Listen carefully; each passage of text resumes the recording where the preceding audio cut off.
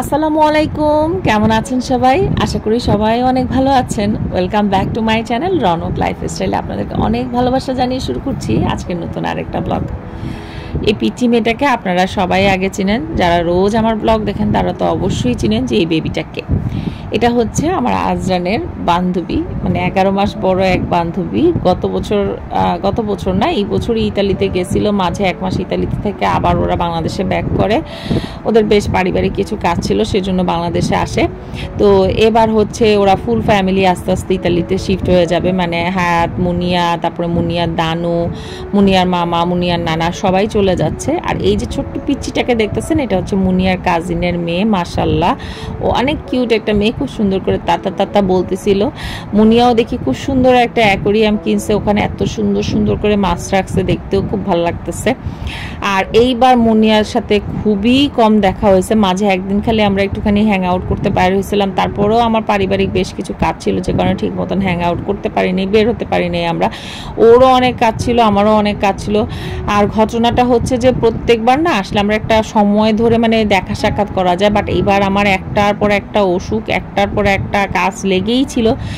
পাশাপাশি বাসা কথা হয়েছে, বাট হচ্ছে তোমার একটু কোথাও ঘুরতে যাওয়া, কিংবা আমরা তো গেলে বের হইলে মানে অনেকক্ষণ সময় ধরে আমরা ঘুরি, সেই ঘোরাঘুরি করাটা এবার হয় না। আচ্ছা, তোমরা রোজ আমার বেডরুমের জানলাটা ওপেন করার পর একটা মানে বারান্দা দেখো, একদম সবাই দেখো।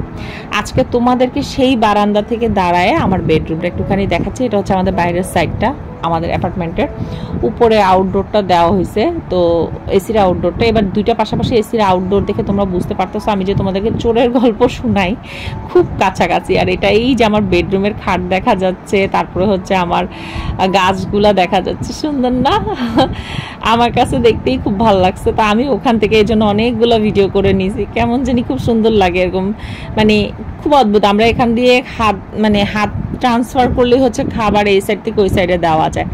এই কেকটা নিয়ে বিশাল কাহিনী হয়েছে। যারা নতুন নতুন কেকের বিজনেস করেন তারা একটা জিনিস মাথায় রাখবেন, যে একটা বার্থডে, একটা বিবাহবার্ষিকী কিংবা যে কোনো জিনিস, যে কোনো একটা প্ল্যান আপনারা একটা কেকের মাধ্যমে নষ্ট করে ফেলতে পারেন। সুতরাং কেক বানানোর সময় পুরোপুরি প্রপার ওয়েতে কেক বানায় নিয়ে তারপরে অন্তত কেকটা সেল করার চেষ্টা করবেন। এই ডেকোরেশনগুলো আমরা সহজেই পারবো, বাট আপনার কেকের অনেক ফল ছিল। যাই হোক, যিনি কেক সেল করছেন সেটা নিয়ে তো আরও 2-1টা ব্লগ যাবেই। তো মুনিয়ার আন্টিও হচ্ছে ফেসবুকে, ওনার চ্যানেল আছে, দেখা যাক কি হয়।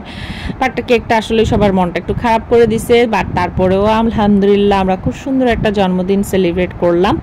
আর মুনিয়ার জন্য, মানে মুনিয়ার মেয়ের জন্য আমি যে গিফটটা নিয়েছি, এটা হচ্ছে ড্রিম ক্যাস্টেলের একটা সেট। আমার কাছে এই টাইপের খেলনাগুলো খুব বেশি ভালো লাগে। হায়াতে কয়েকদিন আগে মনে হয় আমাদের বাসায় আসছিল, এই টাইপের একটা খেলনা দিয়ে অনেক খেলতেছিল। তা আমি ভাবলাম যে ঠিক আছে, তাহলে ওর জন্য এরকমই একটা খেলনা নেই, যেটা ওর কাছে খুব পছন্দ হবে। আর এই টাইপের খেলনার সেটগুলো না একদম নতুন আসছে, এটা আমি মিস্টার DIY থেকে নিয়েছি।